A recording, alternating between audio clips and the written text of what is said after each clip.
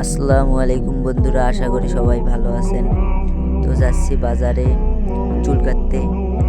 বাড়ির থেকে অনেক চাপ দিয়েছে চুল কাটার জন্য, তাই যাচ্ছি চুল কাটতে। আপনারা জানেন আমি ভিডিও বানাই, তো সবাই আমাকে সাপোর্ট করবেন, আমার ভিডিওতে কমেন্ট করবেন, লাইক করবেন। আপনার ভালোবাসা পেলে আমি অনেক দূর এগিয়ে যেতে পারবো। সবাই দোয়া করবেন। আমি রিলস, ফানি ভিডিও, আরও অনেক ধরনের ভিডিও তৈরি করে থাকি।